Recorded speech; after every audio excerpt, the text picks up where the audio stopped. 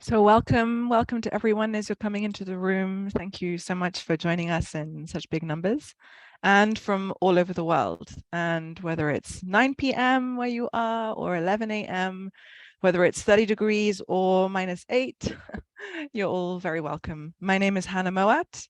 I'm FERN's Campaigns Coordinator, and I'll be facilitating today's webinar where we're going to dive into the EU regulation on deforestation-free products. Because yes, it's finally here.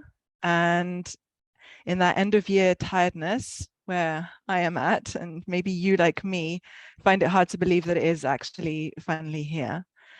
And maybe that's also because it's been a really long road to get here. For us at FERN, it's been almost 8 years of campaigning.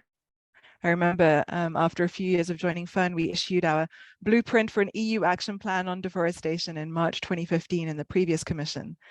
But of course, it's been much more than FERN. Many groups have been part of this effort. And if there are two lessons that I would share off the bat at the beginning of this webinar, it's that if you want to win, you've really got to be together. And you have to be in it for the long term. Believing the impossible is really important, but obviously if it's necessary, then the impossible has to be possible. So we're going to move on to the next slide. None of us have the final text of the regulation.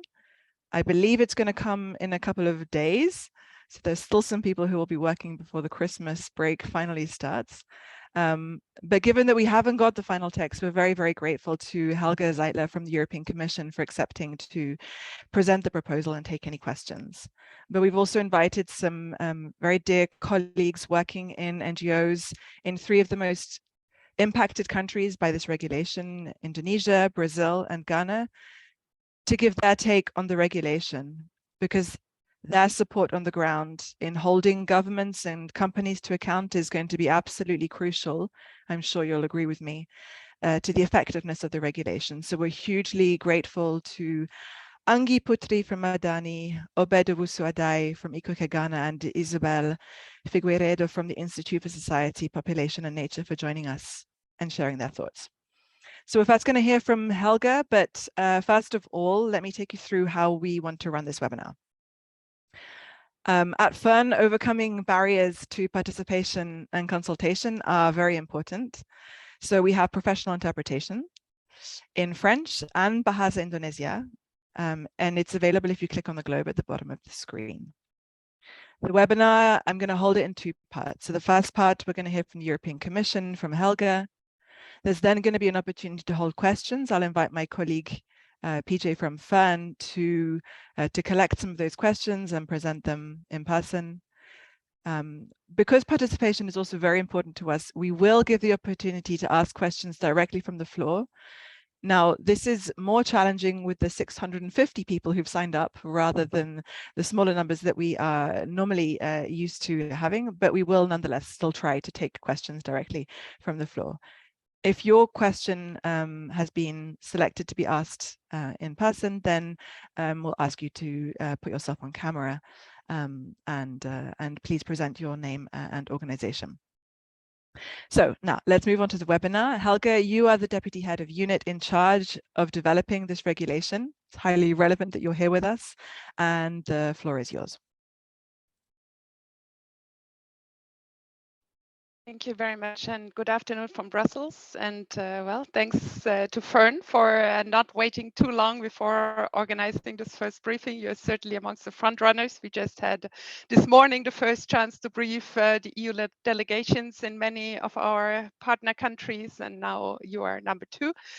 And we very much welcome that, of course, and it's a great opportunity for us. As you can imagine, this has been exciting weeks, very stressful ones, but as Hannah just said, it's been a long road, and it's really great to see at least a preliminary political agreement. I think I should start by saying that this is a provisional agreement at political level between the Council that represents the EU member states and the European Parliament, the 2 co-legislators at EU level. both still need to formally confirm this agreement, and we have a bit of technical work ahead. So I'm afraid you will need a little bit more patience than just a couple of days until we have a final text. But nevertheless, I think it's a major breakthrough, and we are extremely happy about this outcome that was reached in the early morning hours around 4 o'clock last Tuesday. Yeah, maybe you can move to the first slide. And I don't want to start with a long background because, yeah, it's been a long story, and most of you have been involved in this in one way or the other. It really goes back to the EU timber regulation since 2010. Then in 2019, we had the big communication on EU action to protect the world's forests with an action plan on tackling deforestation. And this was really based on the data on the very dramatic continued deforestation figures and the recognition that our focus that has so far been very much on the legality side, so addressing illegal logging, is just not going to be sufficient, because a lot of the deforestation is driven by legal land conversion, and in particular, and to a very, very large extent, agricultural land conversion.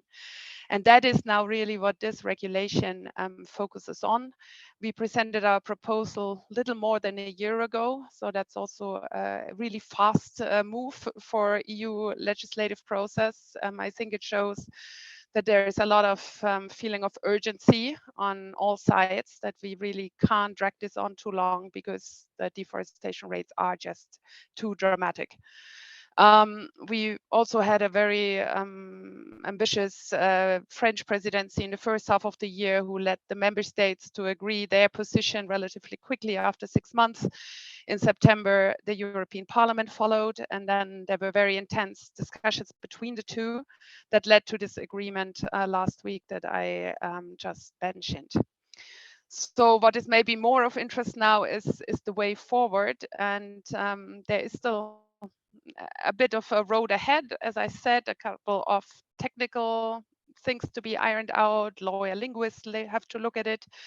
Then we need the formal approval on both sides. So we expect the formal entry into force around May of next year, if both sides confirm. And then there is a transition period of 18 months. So that would mean entry into application of the obligations by the end of 2024, except for small enterprises who will get another 6 months before they have to comply with the obligations. So that would make it mid 2025. And so that also means that this is really a very, very important period ahead, because everybody needs to get ready. It is an ambitious proposal. I will give you an overview of the content in a minute, but we really all need to make good use of the time ahead so that everybody's ready, everybody knows what needs to be done, and that we all work together to ensure that this can be an effective system in place when really the obligations enter into application.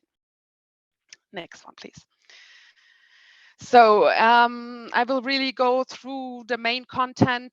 Much of this may sound familiar because it is really not so different from the original Commission proposal. Of course, also something we are very happy about, because I think it shows that we more or less got it right in our proposal, the balance between ambition but also implementability. That is also something that we always focus on very much. We need a system that can be implemented in practice. If we just aim for highest ambition but don't or lose sight of what really can work in practice, we don't gain so much in reality. So this balance is a difficult one, and I think we can be quite satisfied with the outcome.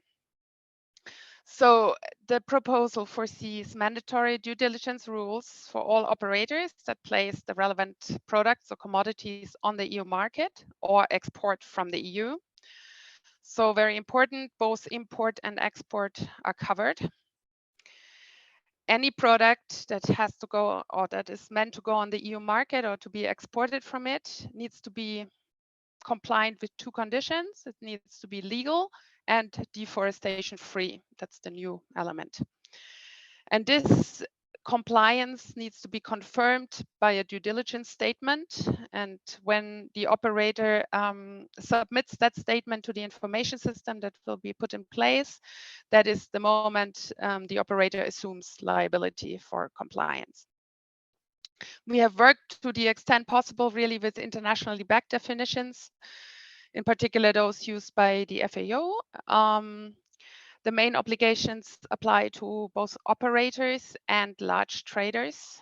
We consider the large traders a big part of an effective compliance chain. That is something that was missing in the timber regulation, and we're quite happy to see that this is now being addressed in the new regulation.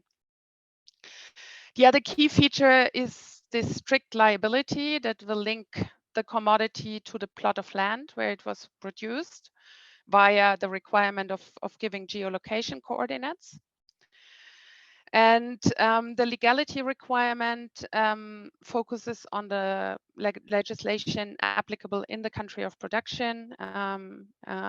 It includes all sorts of environmental legislation, but in the final version of the agreed text, also applicable human and labor rights, and including free and prior informed consent.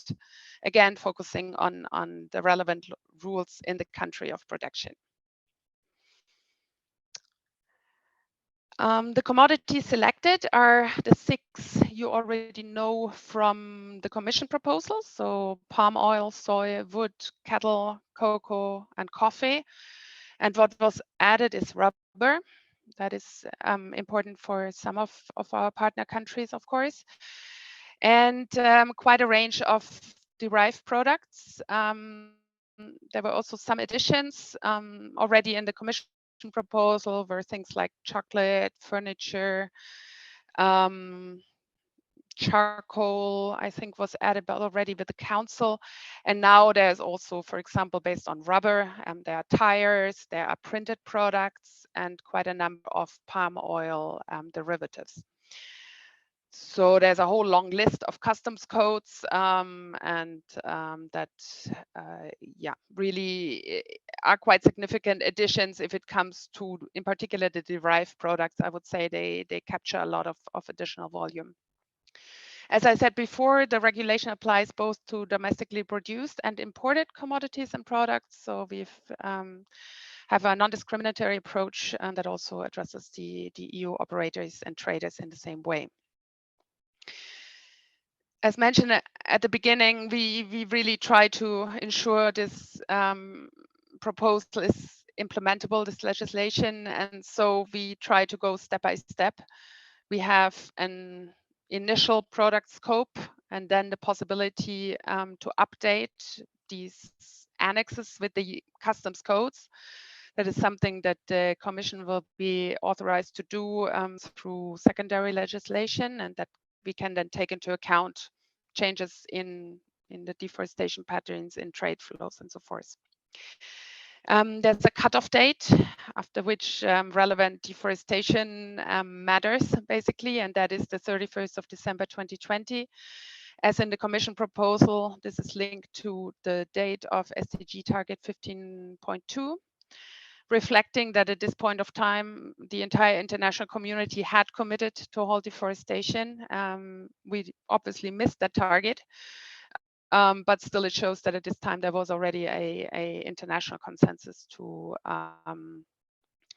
halt deforestation, and the fact that this is not going too far back in the past also really avoids too much disruption. We can't bring forests back that have been deforested, but we want to look forward and make sure that nothing gets on the market that was linked to deforestation after that date.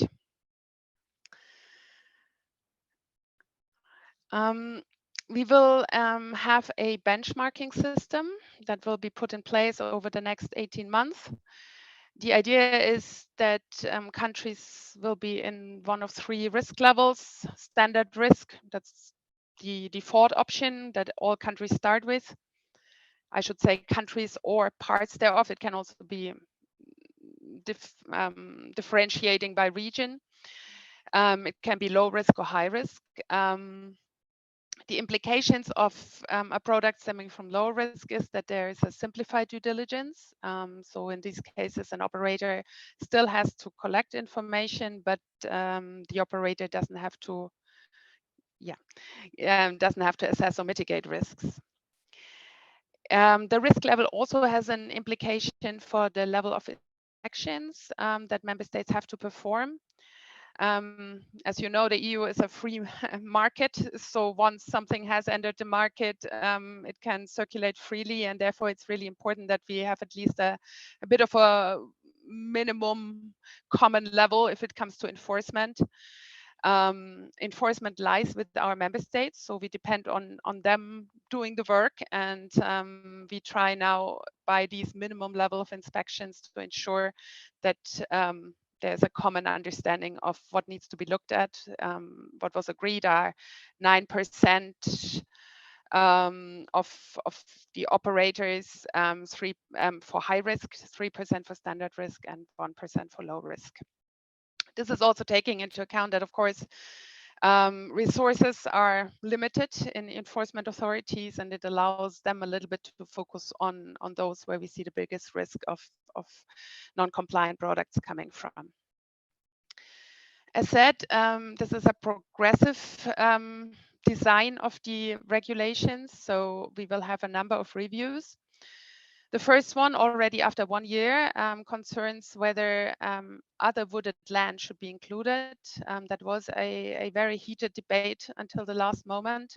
These are, of course, important biomes, important ecosystems. And there was a strong wish from the Parliament, in particular, to include it already now. From the Commission's perspective, this would have been problematic because we have not included other wooded land in our impact assessment. We have not been able to assess data. We don't know which are the relevant commodities that are particularly relevant in that context.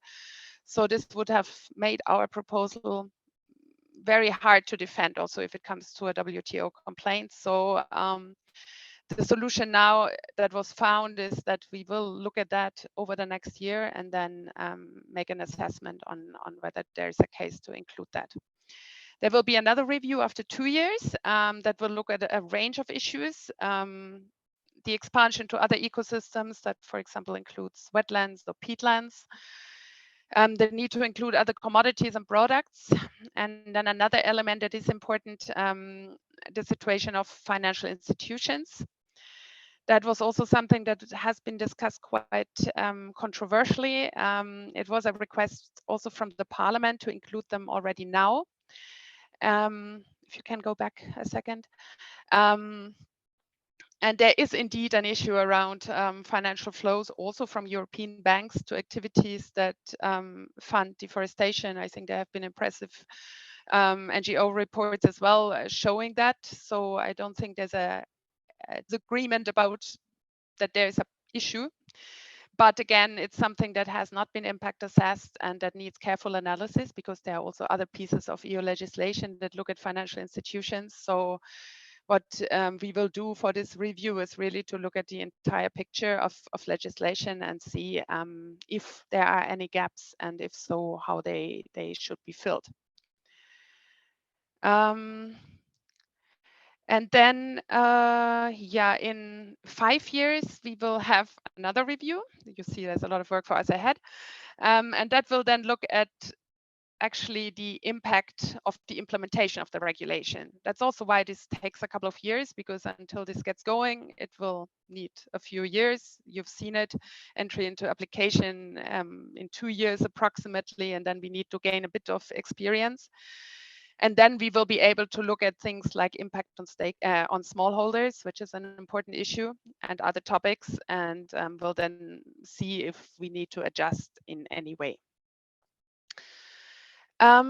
Next one, please. The part of cooperation with partner countries is really a very central part of this regulation. It was from the start. We have a binding obligation for the Commission to engage with partner countries. That's quite unusually strong wording already in our proposal. And that is something that we really, of course, consider very important. We will work and continue to work with partner countries through a range of different tools. I mean, there's of course support in the form of development cooperation, but there's also policy dialogue, and both we will aim to step up. It depends really then on the country situation, on what is needed, and we will work quite closely with our delegations to see with their help, and they will then reach out also to governments and stakeholders in the countries, what could be potentially challenging areas for compliance of producers with the requirements. And then we will see through which of the many tools that are already there and the EU support mechanisms, what is needed and what can be done. And of course, this is not only the EU providing support, but also our member states. Many of them are very active donors in relevant areas. And these are, this is a work that needs to be done over the next 2 years until they enter into force. And of course, it's not only about engaging with producer countries, but also with other consumer countries. There is a risk, of course, that, and we are told that by some partner countries, okay, we will comply with your regulation, we will make sure we meet your requirements, but that will be a niche market, and all the rest from agricultural conversion stemming from deforestation will go to other markets who don't have these strict requirements. And that is, of course, a risk.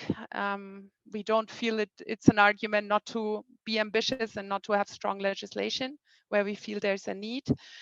But it's something we need to work on, and we will have a lot of outreach with other major consumer markets to see if we can encourage them to follow in a similar direction, so that we have a more common approach towards deforestation-free supply chain.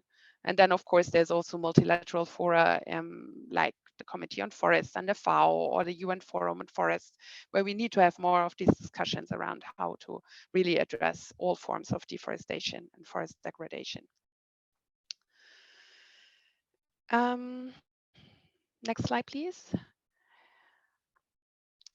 Yeah, just to conclude, I mean, we had a very strong demand from EU citizens for working on deforestation in a comprehensive and ambitious manner. This was a very, very strong call, over 1 million respondents to the consultation at the time. So this is something we also want to offer to EU citizens, so they can be sure that the products they consume don't contribute to destroying forests worldwide, because this is something we see in the EU. But we also see this increasing demand for deforestation-free products, of course, in other countries, other major consumer markets. And that's also why we consider this regulation really also an opportunity for all of those who can have these transparent and deforestation-free supply chains. This is, we see it, I mean, there are already in all sectors, operators and producers who work with these criteria, and they show it's possible. And if this gets rolled out, this really opens up a lot of opportunities also to meet this increasing demand. Yeah, of course, our contribution to global deforestation hopefully will be reduced. The estimate has been 32 million tons of carbon per year. I can't judge how conservative that is, and but this is a number that our modelers came up with, and we certainly hope it can be even higher. But it shows that this is really something that can have a serious impact. I think that was it. I would leave it at that for now. You can find much more information and will be able to find on our website. We are in the process of updating it, taking into account the new likely regulatory situation. I'm still a bit cautious because it still needs the formal confirmation, but yeah, I think that's where we are, and I haven't been able to follow all these questions in the chat, so we'll see what to do with them. But I also have colleagues in the room who can maybe help a little bit on that one. Thank you. Wonderful. Thanks so much, Helga. Thanks so much for a very clear overview, and it's great to finally be getting into the details. There are obviously been lots of questions, which I will in just a moment ask my colleague PJ to give us an overview of what they are. But maybe just the first one, Helga, there have obviously been a lot of reactions, right, to this regulation in the last week or so. What is the reaction that has, or what has surprised you most in the way that the outside world has reacted to this? I think there have been a number of surprises. I mean, I think from industry who will get additional requirements, I understand there are some concerns about how this all can be done and so on. I think more surprising were maybe some of the reactions actually from the NGO community, who some of them had a very positive reaction, many of them, but some also really focused very much on what they felt didn't go far enough. And I think that was a little bit surprising for us, I have to say, because this is, and I think you said it in your introduction as well, I do think this is a pioneering proposal. We can understand that there are things that not everybody appreciates in the same way, but I do think if we agree, and I do think most of us agree, that there is a big issue around both legal and illegal deforestation that needs to be addressed, then I think this is a major step forward. And again, we will look at in a couple of years at the impacts. We can always adjust and fine tune, but we hope that most of you can agree that from the perspective of the objectives that we try to achieve here, and in view of the dramatic scale of climate change impacts and biodiversity, this is really a major step forward. And I think we all agree also on the close links between deforestation and human rights. That is clear. So a requirement that products have to be deforestation-free is something that automatically with it brings in a lot of focus on the issues around it, and it automatically forces operators to look much closer at the situations in the countries. Issues like the situation of indigenous peoples in the countries will need to be looked at in the context of the due diligence. And so we think this is an environmental proposal. This is the objective of the regulation. But I think it has a lot of benefits for all those who depend on the forest and who live in the forests, and to see a better protection of their rights. And I hope this is something that really can have an impact also in this area. Great, thanks a lot, Helga. And indeed, FERN was one of the organizations that was, of course, extremely supportive from the very beginning of this regulation, but that also sees some shortcomings. I think our top line was it focuses on forests, not people. So this is indeed something we can discuss. I would like to ask my colleague PJ to give us a sense of some of the questions and for Helga to be able to answer. Thanks, PJ. Hello, I hope you can hear me well because my computer say my connection is unstable. There are a few questions on other wooded lands, so I'll ask them in a batch. When they're included, if they're included, will the same cut-off date be maintained, meaning 2020?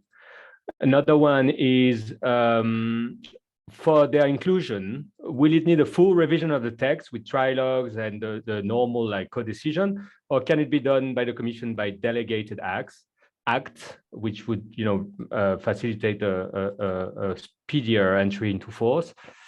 And then, given that the 12 months assessment to include other wooded land, will the 12 months assessment to include other wooded land start with the entry into force in May, June 2023 and conclude before the entry into application, which is 2024? Could this mean that before the actual obligations apply to operator, they already would need to consider potentially other wooded land? Or will there be again a transition period to include this addition? Great. So I think we'll pause there and take that bunch of other wooded land questions. It's also an issue that Isabel, our speaker, will be raising, but Helga, it'd be great to get your answers on those. And then we'll go to the next set of questions. Yeah, thanks very much. Well,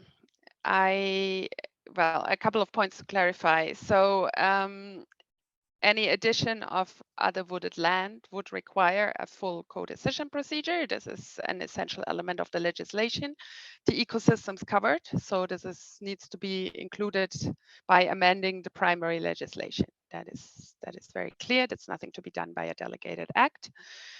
On a cutoff day that would apply in such a case, that is again something for the co-legislators to decide. I now have to recall the final outcome of the language, but it makes sure that when we do the impact assessment, we will include in the assessment an assessment of the situation with the cutoff date of end of 2020. But then, I mean, it is a full co-decision that needs to be taken with all the co-legislators agreeing again on whether this is the cutoff date to be kept. There was something else now on other wooded land. Can you remind me?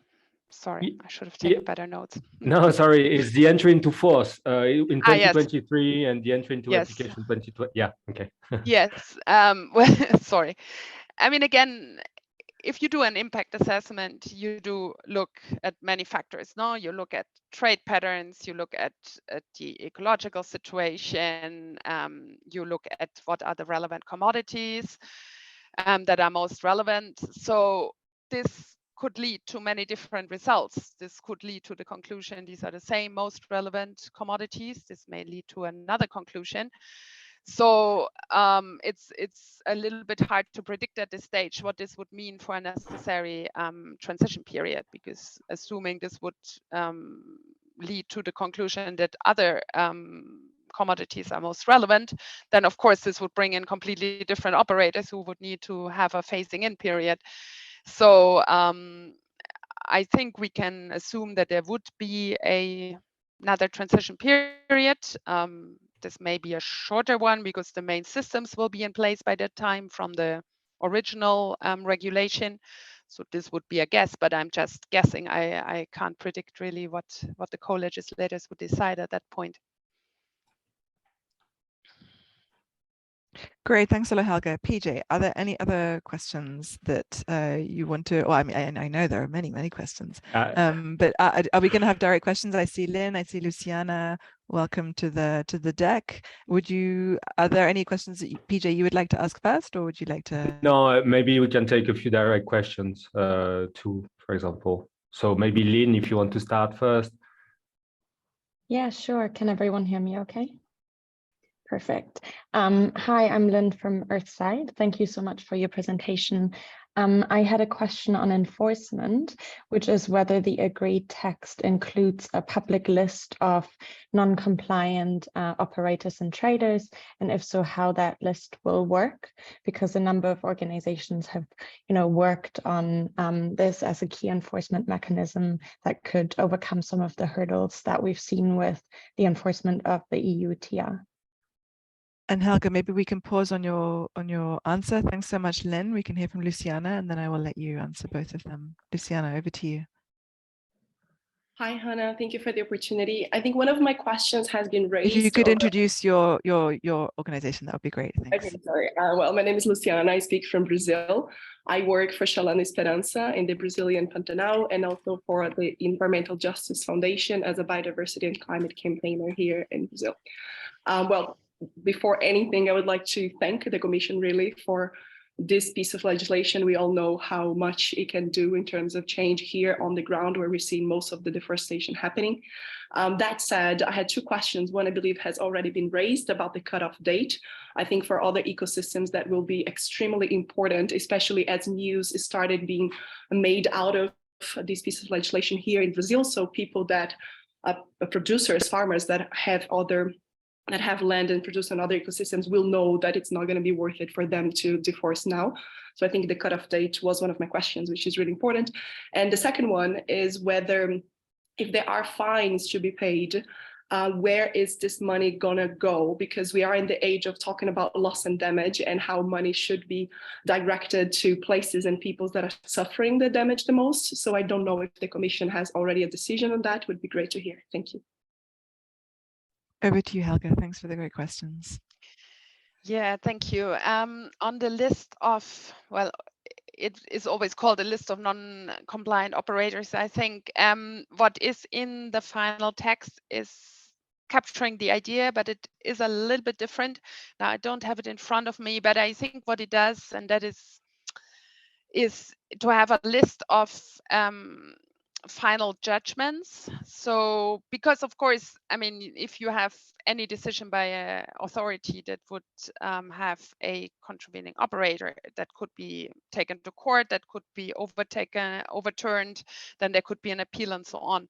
So this is a little bit tricky to do because this is an impossible task basically to make sure this is correct and take people off, put people back on and so on. So what was finally agreed is to have a list of the final judgments when there were cases of non-compliance, and that would be then be made accessible, the information. So that I think captures the main idea, because then also it is an opportunity for other authorities to be aware where to have to be particularly careful if certain names come up a lot. And of course, that's also an important element for, well, the general accountability of the system. On the cutoff date, yeah, I said that we can't say now what the co-legislators will decide in the future, but I do think the fact that the review will take into account and will assess including the current cutoff date is a maybe helpful warning sign of sorts, if I can use that term, that this may be used also in the future and would then make future products from other ecosystems in compliant. So I would hope, and we would certainly hope, that this would take away any incentive to think that you just move your production area a little bit into other sensitive ecosystems, and by that you avoid any risk of these products becoming incompliant. I mean, it's just a little signal, but an important one. I think that there just shouldn't be a deforestation or conversion of other sensitive ecosystems for agricultural use, because they may be included in the future. On the questions with the fines, the enforcement of the regulation is under the competence of member states, and that means also that what they do with the fines, where they go to, follows the system of each member state, depending on which authority takes the decision. So there is no common EU approach or a common fund or something. This is really something that follows the administrative system of each member state. Great, thanks, Helga. I think the question was also around the database, and whether the database, there will be a database of offending actors. But they will, I mean, this information, this list will be included in the information system that will be set up. Yeah. Great, thanks a lot. PJ, do we have time for maybe one more round of questions? I'm sorry to all participants, but there are a lot of questions. So I'm doing my best to capture the ones that gather the most, the most interest. So there are quite a few questions on guidance. Does the Commission plan to issue guidance document to operators to assist in compliance, such as for the UTR? Does the Commission plan to develop commodity-specific guidance? And is there an opportunity for interest stakeholders to take part in this process? Should I reply now, or you wanna... Sure, maybe I'll just add on, there are also a few bets on forest degradation, and then I'll stop from there. Yeah, go ahead. Thanks, Peach. Yeah, one of the most controversial issues in the negotiations with the Council and the Parliament was how to address not only deforestation, but also forest degradation. Has keeping products of forest degradation out of the EU supply chains been kept in the final version of the regulation? And if so, how is it defined? And there's another question that is asking, is the definition of forest degradation unambiguous in excluding sustainable forest management from the drivers of degradation? Over to you, Helga. Thanks. Thank you. While I have to ask my colleagues to please copy me the definition of forest degradation because I don't have it in front of me. On guidance documents, yes, I mean, this is an extremely important element that is clear. The definitions of the obligations are defined in the regulation itself, but we acknowledge, of course, that different supply chains differ. And so we also understand that there's really quite a demand for getting guidance documents again. So that is what we plan to work on for the key sectors concerned. We are still looking into the setup, how to do this best, but indeed, we are looking into the possibility of having some groups where we would also have industry representatives, because of course we need to have guidance that really makes sense also and are implementable from those who have to put this all in practice. So yes, over the next months, we will come up with a structure on where these guidance documents will be discussed and how we bring in practitioners' perspectives into the discussions. On forest degradation, the definition is now, it is included indeed, and it is a little bit broader than what the council initially had wished to see. So it reads now structural changes to forest cover, taking the form of the conversion of primary forest or naturally regenerating forests into plantation forests or into other wooded land, and the conversion of primary forests into planted forests. I will see if I can copy that into the chat, because that's a little bit complex. What is broader than what maybe member states would have liked to see is that it includes both primary and naturally regenerating forests. So that is quite a broad definition, but it focuses on the conversion element. But we do feel, even if it's not quite as broad as the Commission proposal was, it captures key forms of forest degradation. So we think it is a start. We know that this is also a definition that is looked at in many countries, how to define it. I mean, we are the first ones who are now having a definition in legislation, but we know from other partner countries that they are also discussing and looking at how this should best be done. And this is certainly something that also needs to be further worked on in multilateral fora. We are very keen to have this discussion also, for example, at FAO, to see that we can make progress on that. And this is then something that we need to see how this develops in the future. It is a new element to include, and it does not include sustainable forest management as a term. Great, thanks a lot, Helga. So I would like to ask David if you could take yourself off mic and introduce your organization and your question, and then I'll give the floor back to PJ for one final round of questions. David, over to you. Thanks, Hannah. My name is David Shaw, and I run a company called Tyre Industry Research. So I'm interested in tyres and rubber. One of the things that the tyre industry has said is that they support this legislation if there's a suitable track and trace system for rubber that is perhaps different from other commodities. What's the possibility that there will be different track and trace systems by the different commodities? I'll let you respond to that one directly, Helga. Thank you. The basic requirements of tracking back to the plot of land through the geolocation will be the same for any commodity. And we have seen in all the supply chains, and we've discussed with many stakeholders from the different sectors. In all the sectors, there are producers and operators who have shown that this is possible. So we consider that the general requirement on the traceability back to the plot of land is possible and is doable in all the sectors. So in that sense, there won't be a difference of the tracking system. I mean, this is about the question how then in mixed products, for example, how a set of geolocations need to be compiled to be passed on to the next stage of the supply chains and so forth. These are things that can then be addressed in the guidance documents that is to be developed, but the principle as such will be the same for all the commodities. Thank you. Great. Thanks a lot, Helga.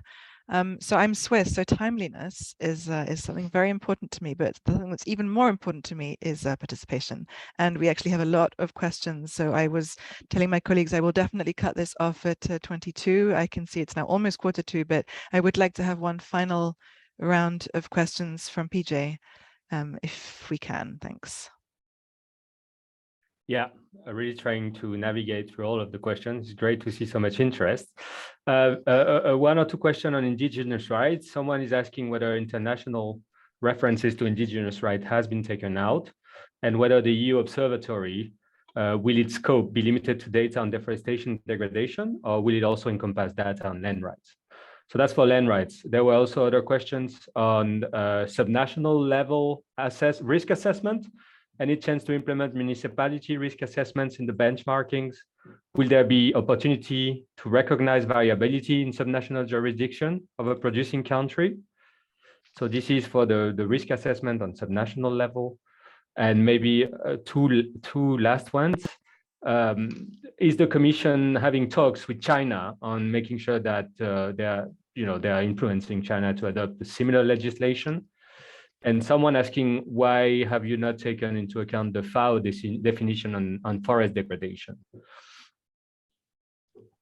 Great. Thanks, PJ. Over to you, Helga.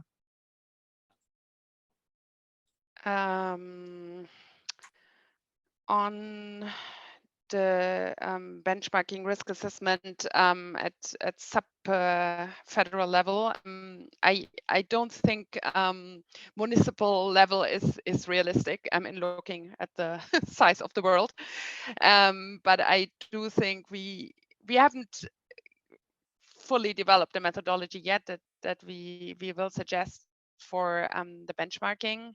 And for the risk level assessment, but I think this could be something in some countries that might make sense at province level, regional level, and so forth. I do not think that something going down as granular as municipal level is feasible, because I mean this needs a whole assessment. I also want to say on the assessment that we will focus very much on objective data, because I mean this is obviously a very critical exercise and a very sensitive one.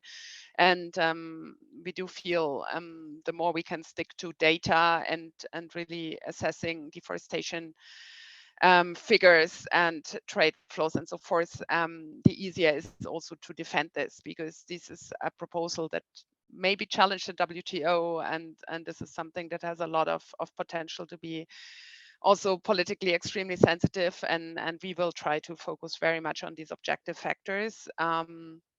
So with that, we will, I think, focus on either federal or in some cases regional province level. On the indigenous rights, in the end, there is a inclusion, as I said, on the rights aspects in the context of the nationally applicable legislation. So legally, it's just not possible really to attach the legality test directly to international commitments, for example, from UNDRIP, because that is a non-binding declaration, non-legally binding, I should say. So to include this as such in the legality requirement is, we had comprehensive discussions with legal services from all three institutions, is just not a workable way. But the indigenous rights also will play a role in the risk assessment and the risk mitigation. So in the relevant articles, for example, an operator will need to assess the presence of indigenous peoples, the existence of any claims on use or ownership in the area, and concerns in relation to violations of international human rights law. So this comes in not as part of the legality test, but rather as part of the risk assessment, but it is there in some form. There was a question on China. And Yeah, also there on was the a FAO question on definition. China. Yeah, okay, I try to be fast. So on China, of course, we have a long-standing cooperation on forest issues with China. So far, very much focused on the legality aspects. We have a bilateral cooperation mechanism that well worked as we are doing for now still under the EU timber regulation, very much focused on timber and on the legality side of things, but we are certainly very keen to have a broader discussion with China around deforestation, and we are in a dialogue with them, and this brings in then always also a broader range of ministries, which can be challenging for some countries, because if you have more than just forest-related ministries, but also agriculture and many more, this is more complex to coordinate, but we are certainly doing our best. And on FAO, I'm not the expert, but I'm looking at what my helpful colleagues are telling me, and they say that there is not a proper definition in force anymore at WTO. There were definitions at the past, but nothing that is for now considered the applicable definition. And that's also why that is one where we had to come up with something ourselves. But there is now a recommendation, I think, under the Committee of Forests to work on a definition, that it is something that we very much support and that we are very keen to engage on. This is a discussion that needs to go to multilateral level for sure. Great, thanks a lot, Helga. There have been a lot of questions. We are going to move on to the second part of the webinar, which will be to hear from Obed, Angie, and Isabel. There have been a lot of questions that we haven't been able to ask specifically around the issue and around smallholders, and I just wanted to squeeze this last one in around. There have been previous drafts contained, well, there were amendments by the European Parliament made around fair remuneration for smallholders, and the question is how we can expect to stop deforestation, knowing it's driven by poverty. Yeah, so we just would like you to answer that final one, and then we'll move on to the next part of the webinar. Yeah, I mean, that goes back to the fact that this is a proposal that aims at halting or contributing to halting deforestation. So it comes very much from an environmental perspective. Its objectives linked to addressing climate change and biodiversity loss. So, I mean, this is not to ignore that there are root causes of what happens on the ground and that they need to be addressed. But I think we need to differentiate a little bit what this specific piece of legislation can do, which focuses very much on the environmental side of things. But of course, I mean, the EU has thousands of projects and support mechanisms to address poverty, to address root causes of environmental degradation, to help smallholders to be able to make a decent living, to support respect for labor rights. So I think it's very important not to expect that this one regulation can solve all problems, economic, social, environmental ones. This is trying to have a bit of an impact on the environmental side, and we think, because this is so clearly linked to many of the human rights and the social issues, that it can have co-benefits. But we must look at this together with other instruments, and they will continue. And I mean, this is something we have had, and that was really encouraging. We have had very positive reactions from all continents, from smallholder associations, who see this also as an opportunity, that is something where they can show they can produce deforestation free. And that gives them also a bit of a competitive advantage, maybe, because they can be transparent and they can source in the way that is required under this regulation. So that is where we see and hope we can also provide some additional opportunities, and we hope that we can, through our support programs in many areas, support that they can benefit really from what this regulation tries to do. Great. But it is one piece of a big puzzle, that's for sure. It is a piece of a big puzzle. I think maybe also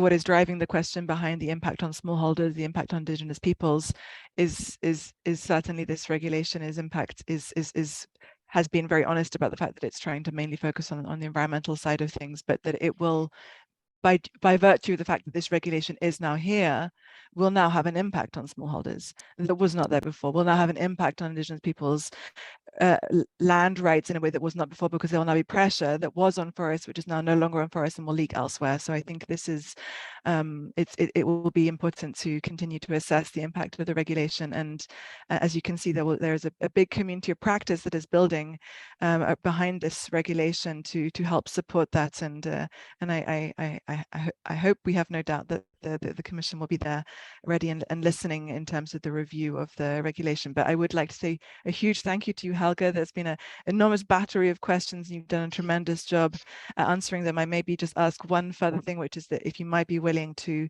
you and your colleagues, to answer some of the remaining questions, we could offer to group them so that it's easier to answer them. But it would be really fantastic if you could accept to answer them, and we can then circulate that to participants, given the high level of interest. So I will leave that request with you, which I've jumped on you, and yeah, just thank you again for your participation, answering those difficult questions. Thanks very much. And if I can just also thank everyone in the NGO community, but also other stakeholders for their engagement in the process. I think you are challenging us many times, but I think that is a very important part of a democratic legislative procedure. And we need to continue to work closely with you, and we really count on you. And we try from our side really the best to make this a successful piece of legislation that really has a positive impact on many. And we will look again in a couple of years on whether there are negative impacts that need to be addressed and need to be adjusted in some way. But really, please keep on contributing, and we think we are a very strong community in a way of with the same objective of making forests work for people and the trees. So I think we can have both, and thanks very much for that. Great, thanks, Helga. So to talk about 3 people who will definitely not stop banging on your door or anyone else's door, I will move on to the second part of the webinar, which will be to hear from 3 formidable activists from 3 of the countries who will be the most impacted by this regulation by virtue of the fact that they export the highest levels of their products to the EU.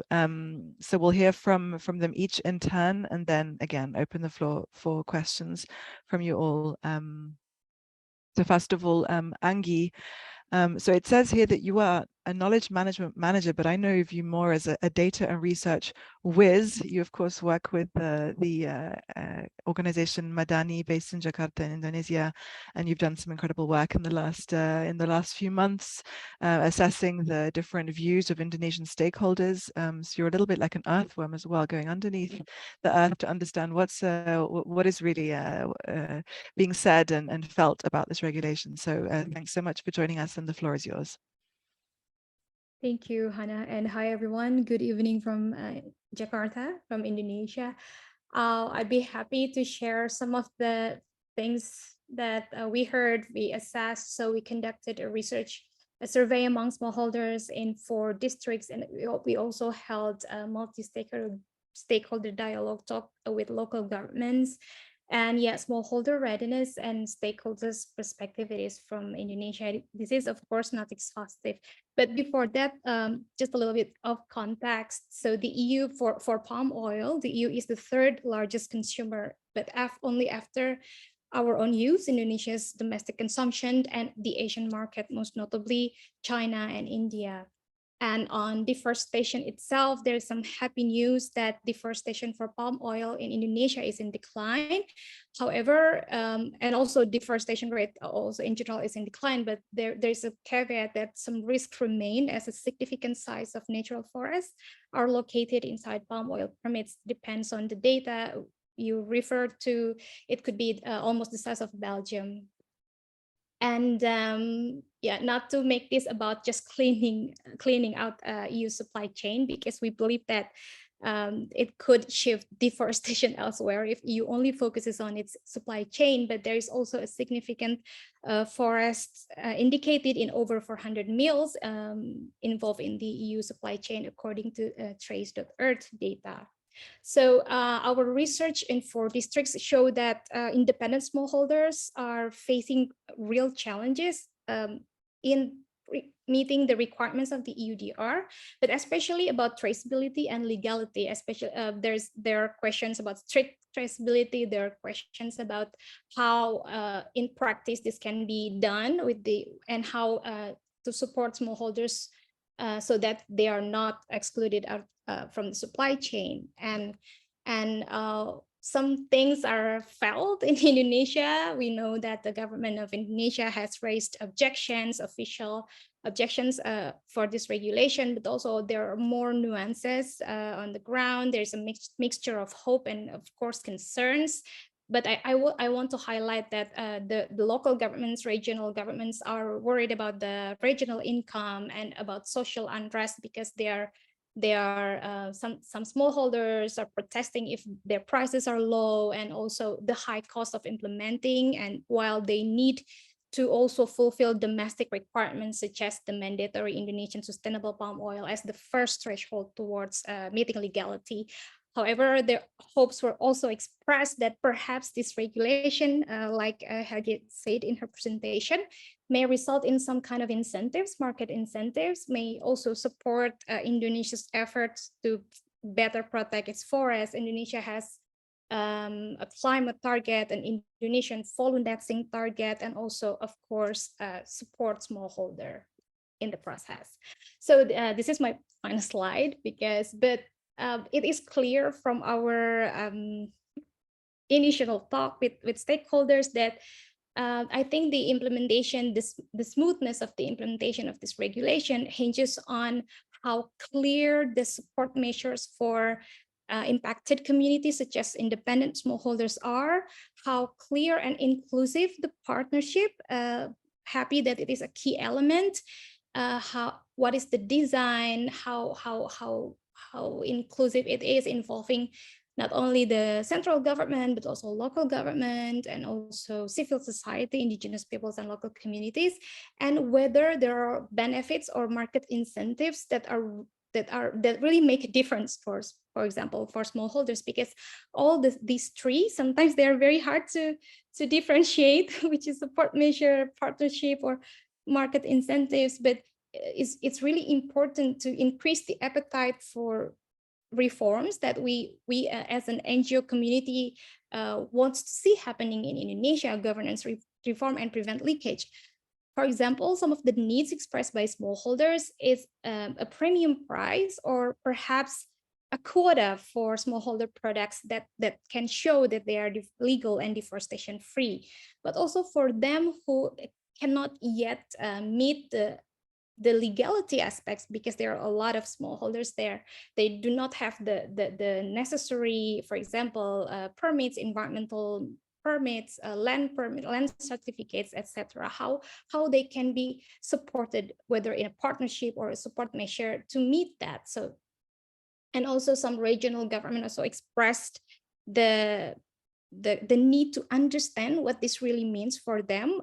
Will it result in more obligations for them? How they can get support to, for example, will they have to make new laws, or they have to help implement the traceability system? Will they have to have some kind of standard at the jurisdictional level? It's still there's a lot that they need to understand. They want to understand more, but also how, for example, if their farmers or smallholders cannot expand anymore to forested areas, how they can be given alternative livelihood. So these fall, I think, a lot. These fall under the three instruments or support instruments that Helge has said.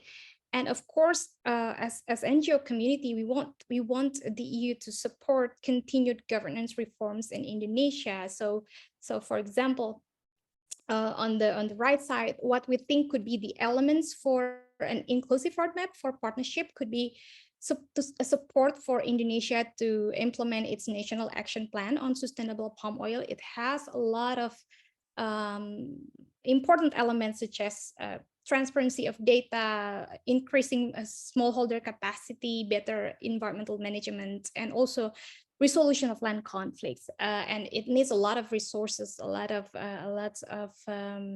implementation at the provincial and district level, but also perhaps to strengthen the national traceability system for palm oil, because we have one on timber, we don't have an established one on palm oil, and in the future, how this partnership can encourage all the stakeholders in Indonesia, also the government, to strengthen Indonesia's own sustainable palm oil. So there is a hope that to acknowledge Indonesian sustainable palm oil as a means of compliance, maybe for legality, hopefully for sustainability as well in the future, if it is deemed strong enough. And lastly, it is to support Indonesia's national policies that seek to reduce deforestation and degradation as a part of its climate objective. We have the NDC, we have the Indonesia Follow Netting, the moratoria, and an effort to protect community rights, give them more rights to manage their area, for example, social forestry and FPIC, etc. And maybe 7 minutes is up already. Maybe I will stop there and hope to engage with you in discussion later. Over to you, Hannah. Angie, thank you so much. Thank you for the clarion call on the importance of the EU now focusing its attention on partnerships, and also for really inviting the EU to be even more ambitious, that they can do more than clean up their supply chains. They really can also be a part of triggering governance reforms. I noted down something you said, the need to support continued governance reform in Indonesia through the NDC, the moratoria, and that you believe these are all things that a partnership with the EU could support and help trigger. Indeed, Obed is someone who knows that the EU has done this in the past before on timber, and is an approach that that has worked well in Ghana through the Voluntary Partnership Agreement. Obed, you are the founder and managing director at Ecocare Ghana, but I will let you introduce your wonderful organization, and I hand you the floor. Thanks, Obed.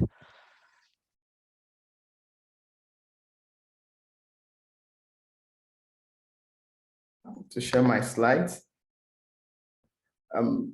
Yes, my name is Obed Usu-Adai. I work with Ecocare Ghana as the managing campaigner, and Ecocare Ghana is a policy advocacy organization that works around rights of people as it relates to forest, agriculture, and wildlife management and conservation. Please, can you see my slide now? Excellent. Yeah. Great. So when we were discussing the angle to take on this, I opted to look at it from the perspective of smallholders and safeguards for smallholders. So that will be my focus. I know a lot of conversation will go on the definitions, on benchmarking and all those other issues, but I want to focus on safeguards for smallholders in this call, and then we'll continue the conversation on the more technical things at another time. But before I even go into details, I would want to start my presentation with these remarks that and I think Luciana said it during her question, that the EU's approach now using regulation to try and deal with deforestation driven commodities is welcomed. And for us in developing countries and also producer countries that produce some of these commodities, we think it's a step in the right direction, probably a bit late, but better late than never, and that we welcome it in principle. And I know that there has been a lot of conversation on the process, and I'm one of those people who have spoken about the process, the fact that it's become more like a top-down approach where the EU is developing its own law at their own area, not taking notice of the fact that a lot of people in producer countries will be affected, and they need to have done a more thorough consultative approach in those producer countries. And I think a lot has been said about that, but I still want to make that point. And also to make the point that majority of the commodities that are covered in this regulation are sourced from developing countries that have severe socio-economic challenges. And I think Helga mentioned in her last response to the question that Hannah, you raised about smallholders, that This regulation is looking at it from environmental perspective. And I want to say that deforestation-free supply chains cannot be defined in terms of environmental interest alone, because these commodities affect the lives of livelihoods of smallholders, of farmers, of millions of people that depend on these commodities. So as soon as this regulation comes into force, those smallholders and the source of livelihood will become a point of contention. So it should be looked at beyond this and the environmental issues, and also consider the socio-economic angles. Having said that, why are we so fixated on talking about smallholders? We are because for countries such as mine, Ghana and the Ivory Coast and in other countries, majority of these commodities that will be affected by the regulation is grown by smallholders. And these smallholders, it might be through no fault of theirs that they might be doing probably their production in a way that will not guarantee sustainable production. They are doing these things, they are doing their farming in accordance with the regulations and then the policies of their countries. And so we think that their needs should be of importance to the EU because their livelihoods will be affected. And most of them live below the poverty line as defined by the UN. And in some cases in Ghana and Cote d'Ivoire, some of them live on just about $1 a day, and some even lower than that. And that it needs to be recognized in the regulation, and that safeguards needs to be put in place for such smallholders that will be affected. Probably not in the regulation, but now it appears it's a bit too late, but probably in the other guidance document that will be prepared by the EU. And I saw the version from the EU Parliament that had a whole lot of interesting points on smallholders, but as I am hearing, it might have gotten lost in the conversations, and they might not appear in the final regulation. So we are calling on the EU, and we are drawing your attention to the fact that if these systems are not put in place to safeguard the smallholders, they might become the unintended consequences, or the fallout might affect them greater than those that you are targeting. We know that the target is the industry, but in countries like Ghana and Cote d'Ivoire, it is the farmers that are producing the commodity and not the industry that is producing. And so we need to take those things into consideration. Why is it important to have safeguards for smallholders in the regulation and probably in the guidance documents that will be prepared? We may pretend as much as we want to that it is targeted at the industry, at the private sector. But like I have said, in countries like mine, where the producers are smallholders, those who will be worst affected, or those whose livelihoods will be affected, are the smallholders. And hence, the burden of proof and the burden of being able to meet the due diligence requirements will not be on the industry. It will rather be put on the smallholder. So there need to be a lot of safeguards for the smallholder to be able to comply with the regulation when it passes. And this cannot be left with the private sector. For a very long time, we have seen that the private sector has played a lot of lip service, that they are supporting smallholders with alternative livelihood and with other support systems. But majority of farmers still live in poverty. And so if we are regulating, then let's regulate it in totality. For example, some of the tests I have seen, it uses words like may include. If as soon as you make it may optional, the private sector will find a way around it. If we are regulating, let's use words such as shall, which are more enforceable for the private sector, so that they will be compelled to do the things that they need to do to support the smallholder farmers who will be worst affected if the regulation comes into force.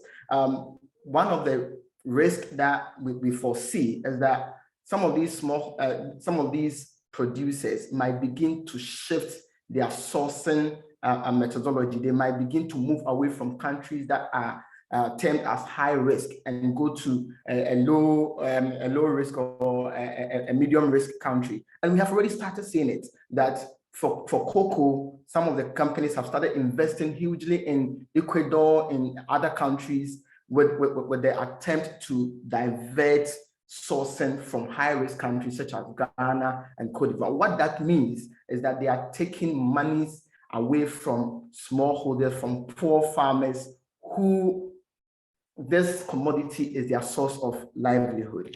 How do we provide the safeguard for farmers? And these are suggestions probably and the EU might want to consider. One of the major ways of doing it is by guaranteeing fair prices for smallholders. If it can be put in the regulation, that would be great. I have seen a text that says may include, and when you use may, those are not obligatory. So if we want to guarantee fair price for farmers, let's put it in language that will compel the private sector to ensure that they are paying farmers fairly for the product that they produce. Again, we see from the FLECT process and other processes that by incorporating a truly multi-stakeholder process in the partnership and conversations, it creates an opportunity, a space for marginalized stakeholders such as the smallholders, such as indigenous people to come to the table and then find solutions to their problems.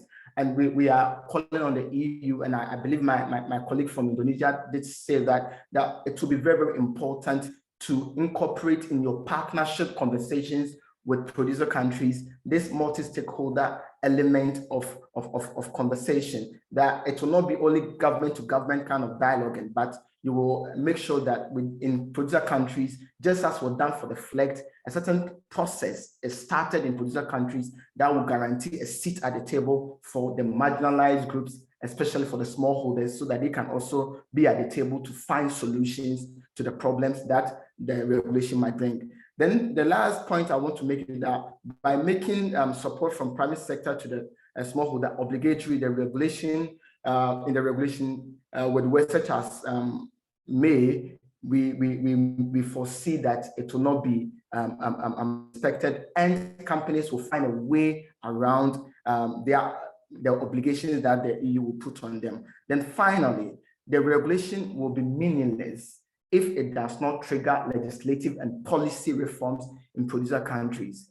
Well, most of the countries that we live in, the policy framework and the legislative framework is not so robust enough to guarantee the production of sustainable commodities. So if the law is made at the EU level and it is not accompanied by an in-country process that will ensure that stakeholders in country are working at addressing the loopholes in their legislative frameworks, in the policy environment, then the regulation will become meaningless, because you cannot put something on nothing. Because in some of these countries, those basic policy and legislative frameworks are not robust enough, and they will not be able to guarantee the deforestation-free commodity that we are all envisaging. So these are the points I want to make on smallholders and safeguards for smallholder farmers. Hannah, I'll leave it back to you. Great, thank you so much, Obed. Some overlap with what Angie was saying in terms of the importance of triggering legislative policy reforms in country. And, you know, we could hear you as speaking very much from first-hand experience on, you know, the importance of these opening a space for multi-stakeholder dialogues. So thanks again, Obed. Isabel, you are an expert on the Cerrado. You are an ecologist. You're based in Brazil, and you work for the Institute of Society, Population and Nature. The floor is yours. Hello, Hannah. Thank you so much. Thank you for the opportunity. I'm very glad to be here. I'm going to ask for Daria to put my presentation on. Okay, thank you. Okay, so here from Brazil, our perspective is a little bit different from Indonesia and Ghana, because most of the commodities that we are talking about are produced by big companies and big farmers, and not mainly by smallholders. So I was thinking, preparing this presentation, if this is a new beginning or we are reproducing the old myopia about how we put more value over forests than open ecosystems. Can you please put the other slide? But the provocative is that we are the NGO that is still putting some pressure. We are going to keep advocating to bring these opening ecosystems into the regulation. But of course, it's an amazing breakthrough. It's a pioneer proposal, and it will tend to move the private sector, to move other countries, to facilitate the fulfillment of national zero deforestation goals like we just had with our next President Lula. The innovative aspect of putting zero deforestation in general and not only illegal deforestation is amazing. This is something very, very important. The traceability is also something that will lead into a complete change in companies' way of working. So we are very happy about it. And in Brazil for timber, we expect also to have very, very strong and powerful results. Next slide, please. But I must mention the non-forest ecosystems. So this is Brazil map, and as you can see, besides the Amazon forest and the Atlantic forest, which is the yellow one, we have other very important ecosystems like the Cerrado in light green, the Caatinga in your right, and the Pampa in orange, and the Pantanal in red. They are very, very important open ecosystems. And I will talk about today the Cerrado, the biggest frontier of the world. Next slide, please. So Cerrado has the size of Portugal, Spain, France, and Italy combined. Has a mosaic of vegetation types, as you can see in this scheme, from open fields into closed forests and shrublands. Cerrado is a very important cradle of water in South America. It's also the most biodiverse savanna in the world, land of 5% of world's biodiversity. It is an important carbon sink, especially below ground because it's long roots. And I must say that all biomes, all ecosystems are interconnected, and the water that springs from the Cerrado contributes to the Amazon, contributes to the Caatinga, to the Pantanal, and also to neighboring countries. The atmospheric water cycle is integrated. The humidity coming from the Amazon needs the humidity from the Cerrado to get into São Paulo, the biggest South America city. The Amazon will not thrive without the other biomes. Next slide, please. The Cerrado is also home of 83 different indigenous ethnic groups, along with quilombolas, so Afro-descendants, Geraizeiros, Babaçu crackers, and other many different types of traditional communities that are living in the Cerrado in a close connection with the biome. Next slide, please. So this amazing landscape is beautiful, isn't it?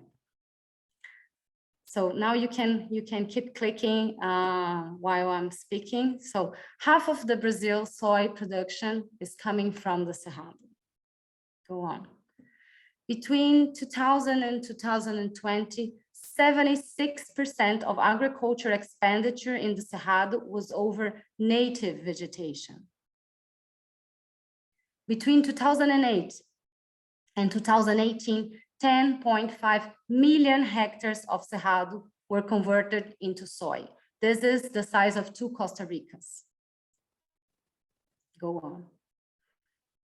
Almost 50% of the Cerrado is already converted into monoculture. Another one, please. 74% of the Cerrado is unprotected by the EU regulation, as it is now. And Cerrado is the main source of imported deforestation by Europe. So this is a very complex context, and we are very worried about. Next slide, please. So our main concern is that by increasing the protection over the Amazon and the Atlantic forest, and without a strong human rights mechanism, the Cerrado biome is going to be positioned again as a biome of sacrifice. Our evaluation is that the pressure over the Cerrado will increase a lot in the next years. So we have seen this before. After the Amazon moratorium in 2006, the Amazon deforestation leakage had increased the deforestation in the Cerrado a lot. So we are afraid to have this repeated. There is a risk of a mere change in pieces on the board, where the Cerrado will receive all the bad guys that are acting in the Amazon. Many companies already signed commitments, but we are still witnessing an intense deforestation in the Cerrado, the Amazon, and the Pampas linked with soy production. Which seems even more serious is the lack of mechanism in the legislation focusing on land grabbing. Unsecure land tenure is one of the worst deforestation drivers in Brazil, mainly in the Amazon and in the Cerrado. The displacement of communities is something real, and the violence in the countryside is a daily reality for those living in the remaining and desired Cerrado areas. The final text is also too soft about human rights and does not refer to important international instruments such as the 169 Convention of International Labor Organization. I would say something that Hannah just said, that trees were prioritized more than people. Until the revision in 1 or 2 years, the regulation will lose the opportunity to avoid the deforestation of 16,000 square kilometers of Cerrado. And this process will increase water insecurity.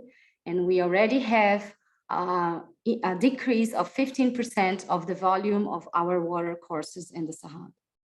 So my main message is that without the Cerrado and the Pampas and other open ecosystems, the EU legislation will not reach the target of eliminating deforestation from its consumption chain. Thank you so much. Great, thanks a lot, Isabel. Thank you for to all of our speakers for bringing the reality of implementing this regulation into the room. I found them very informative. So Angie, just a first question from my side before we see if there's any questions, either from the Commission side to our three speakers or from the room. And indeed, if you would like to make any general statements, this is also possible before we close. So just my question mainly to Isabel and Obed. So Angie has done this piece of work on trying to understand the stakeholder reactions. So reactions from government, reactions from industry, reactions from civil society. Of course, you are both speaking from the perspective of your organizations, but is there anything that you can share with us in terms of how, if you put your ear to the ground, what do you hear in terms of the reactions to this regulation? Yeah, it's you made an important note that I'm also speaking on behalf of Madani, and we are trying to really see how Indonesia can mitigate some of the negative potential impacts on its economy, on its smallholders, but also protect its forests better. And sometimes the trade-offs seem to be really there. And for example, the government of Indonesia really stresses that this regulation and is perceived as very unilateral, very, it's a setback from the multilateralism. For example, it's a setback on the partnership style that Indonesia and EU built on EU legality, on EU TR, like the VPA, and how this, because in the case of palm oil, because it's a really big industry with very strategic commodity, and concerns on how how can this fit into some other partnerships that Indonesia and EU are having, like the jurisdictional sustainability indicators, for example, one, and also like the VPA, and also potential bilateral agreements on trade, etc. How this style of being very imposing unilateral lack of dialogue was felt among stakeholders in Indonesia, was also raised during our talk. But also we also talk about how stakeholders, including business sector, can adapt or prepare regardless of how is it, whether the government will challenge this to the WTO or not, but Indonesia needs to prepare, stakeholders need to prepare, and then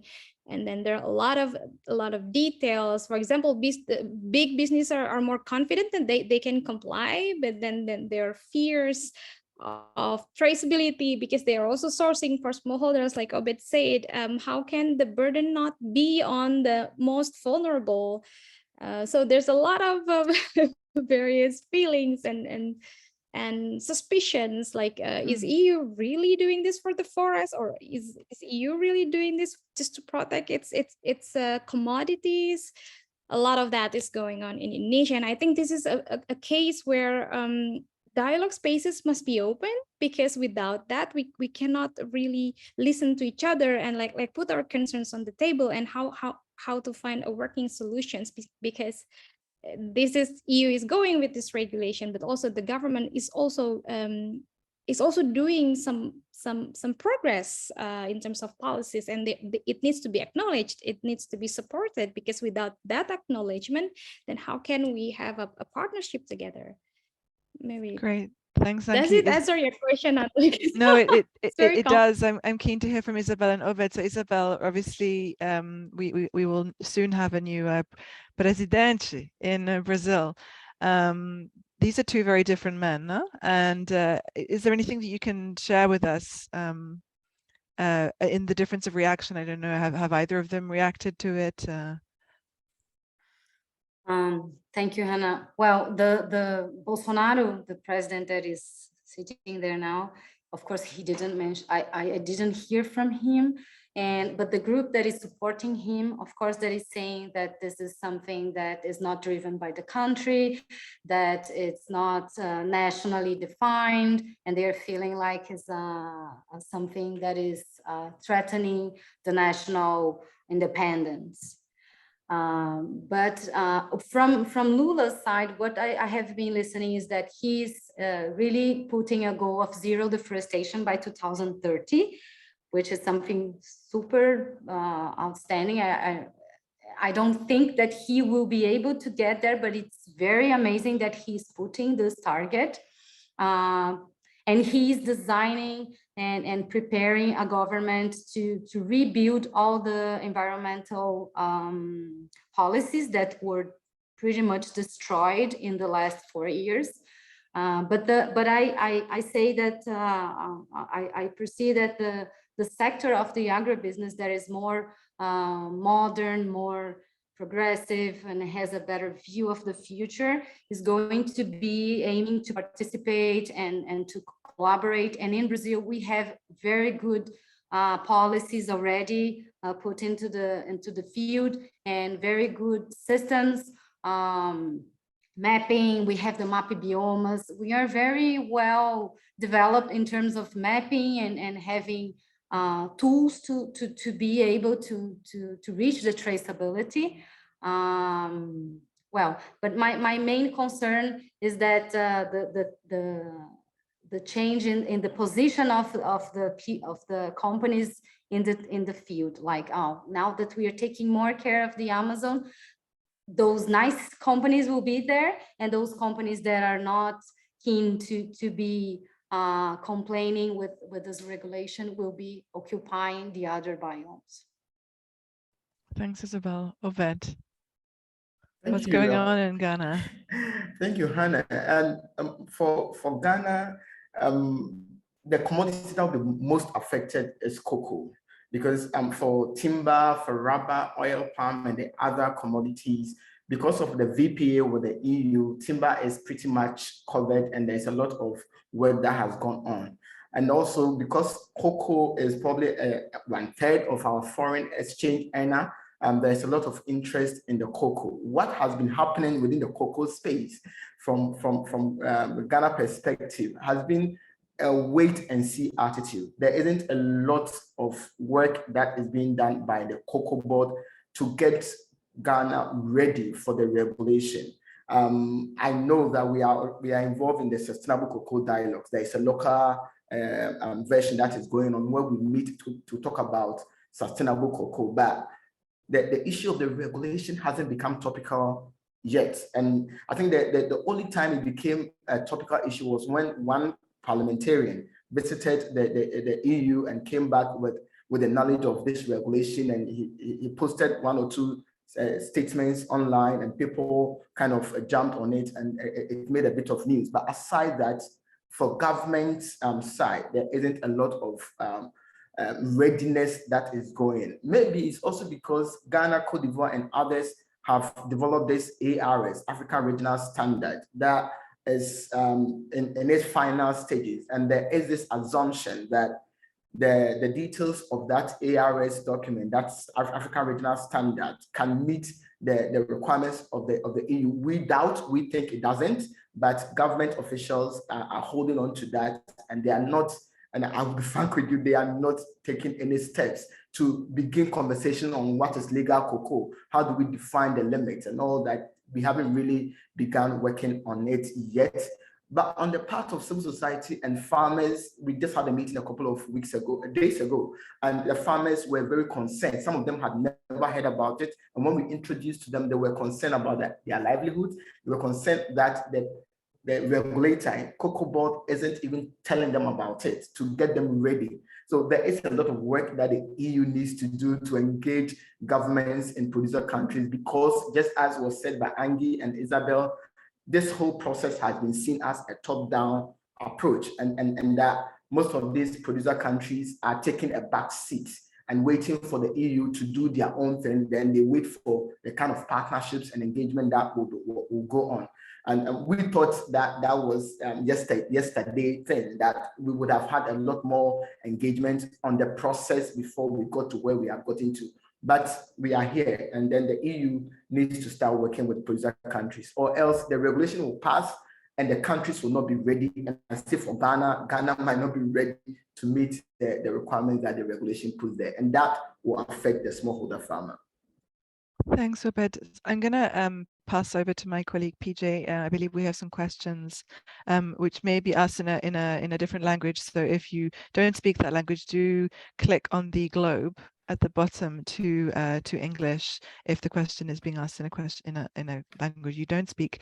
Before I hand over to PJ, Helga, I don't know if there's any reactions you want to share, or any remarks in terms of how you've seen this regulation being seen by others. Yeah, thanks very much, and it's been really interesting, and thanks for great presentations, and extremely useful to get this perspective on the ground. But it's really not that we are listening for the first time to the perspectives from the ground. On the contrary, really, I mean, we've had many meetings with stakeholders, with representatives of smallholder farmers, and that's just us in Brussels. But I mean, of course, the delegations, the EU delegations in the different producer countries have had many discussions with representatives from those who, in the end, will need to do their part of compliance with the regulation, and their feedback has been fed back to us a lot and regularly. And we do have also, I mean, the multi-stakeholder platform in which many countries are represented, that has been working since the adoption of the 2019 action plan against deforestation, and there have been discussions in that context as well. And we will have a meeting early next year with the stakeholder platform, now also taking into account the new situation. And then there are all these platforms like the Cocoa Dialogues and so forth, where again, there's a very active and lively discussion around all these issues with the producer side, because it is important for us to hear their views, and we are very willing to hear their perspectives and to try and find a way forward. Of course, ultimately, this is a legislative piece that is decided by the co-legislators of the EU, as it is also in every country. Every government decides their legislation and their conditions for market access. I think that's how things work. But there is a dialogue in many places and in many different channels, and that has been going on for a long time, and that will certainly continue by us, but also very much by our delegations. And we are just in parallel having a second briefing session to the colleagues in the delegations.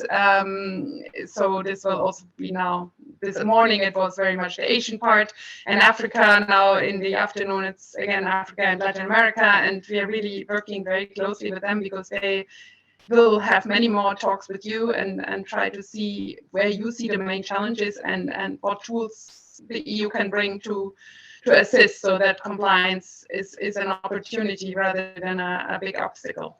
Thanks. Great, thanks a lot, Helga, and thank you, yes, indeed, for your openness over the last months and years. Certainly, many of our partners have been received by the Commission, and I think the message is certainly that even more and more time will need to be taken to ensure this regulation lands in the way that it needs to land in country. So thank you to you. I will hand over to PJ. I believe we have some questions that will be taken directly. Thank you. Yes, thank you very much to Helge and Angie for directly answering questions in the chat. It's very effective. It also makes my job easier, but it reduces the number of questions that's left. There is one from Indonesia that is asking more specifically about Indonesian palm oil. Given that ISPO as the mandatory certification is still far from addressing and still lacks in terms of fulfilling the legality and sustainability issues as raised by independent monitor organizations and within the industry. So how to measure if ISPO as the national regulation can be used to match the requirements as addressed in the deforestation regulation? And yeah. Great, thanks a lot, PJ. Maybe we could also take Andre as well. Andre, I believe you also have a question, so and then we can see if there are any responses. That was Andre's question, so I'm very happy. Great, Andre, would you? That's even better. Thank you, PJ. Andre, would you like to speak? Thank you. Yeah, in addition to the question that just PJ just raised, also to take into consideration that Indonesia recently just passed the new criminal codes, and as this EUDR also will come into effect for next coming years, and it also will be followed by the how the Indonesian new criminal code will come to effect. It's also raised for us a concern regarding how the independent monitors in producing countries who will be raising the concerns regarding the legality and sustainability issue within the industries on these particular commodities, and how the grievance mechanism can be accessed by the IPLC communities, because we still yet to have clarity on that issues, and how because we also need to aware that sometimes grievance mechanism can have a blowback to the IPLC communities and the organization that working on these strengthening and strengthening the regulations. Thank you. So unsurprisingly, thank you so much, Andre. And Andre, I believe you're speaking from the organization Kamtalapak with a very, very long history of working on the EUTR, and will be crucial in helping implement this regulation in Indonesia and keeping both the EU and the Indonesian government on their toes. So thank you to Andre also for your work. Unsurprisingly, most of the questions could be offered to you, Helga, if you have any response to them. Otherwise, I don't know, Angie, if you have any reflections. Helga.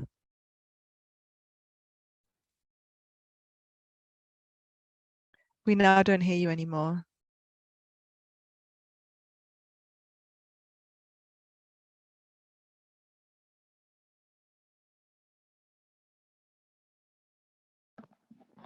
Does it work now? Yes, thank you. Sorry for that. Yeah, just a word on certification. So, I mean, we did a study, I think 2 years ago and so on, and we found a lot of challenges around the certification systems, and that they didn't really provide the certainty that we are looking for with regard to compliance with the requirements of the legislation. And therefore, what we have done in the regulation is really to give them a bit more limited role than they may have in other systems. So basically, if a certification system can provide all the information that is needed to fulfill the requirements, of course, that's something that any operator can use, and that will facilitate the work of many operators. And so we hope that many of the certification systems will adjust and will be able to provide that certification, that information that is needed. But it is clear that the operator remains liable. So the operator has the responsibility. So he or she can choose to use these certification systems, but that doesn't give a blank check, basically. So you still have to make a choice if you want to rely on them or you rather check yourself, so they can make life easier. And I'm sure in many systems they will. But we feel it's very important to maintain this primary liability of the operator. So I hope that clarifies a bit. And still, we do think it's important to strengthen these systems. They will have a role in practice because, of course, many will seek to rely on them. But this fact that the operators remain responsible is for us also a way really to push for the reliability of the certification systems. I mean, we need them to become stronger and more credible. Thank you. Great, thanks a lot, Helga. I'm going to start to wind down the webinar. I would like to thank everyone who has participated. Thank you to Helga, to Obed, Angie, to Isabel. Thank you also to the FAN support team, to PJ, and to Daria, and also Nicole, who's been working very hard on this regulation, as I'm sure many of you know. We need to gain some all take some time over the winter holidays to gain the strength that it will need to turn this from paper to reality. And I think to build a community of practice that will really support each other to bring this regulation into reality and use it for everything that we've got, because time is indeed running out for the forests, but also for the peoples who live in them and without whom these forests would not be standing. So thanks to everyone. I will try and see if Helga would be so kind and other speakers to help us answer the many, many excellent questions that you've all asked, and make sure that we use our dissemination lists so that you get the answers you need in order to be able to use this law to its full extent. But until then, it's almost 11 p.m. where Angie is, so that is definitely a fake screen you have behind you because it's not daytime. So thank you to everyone for all your efforts. Have a wonderful Christmas break and see you in the new year. Goodbye. Thank you.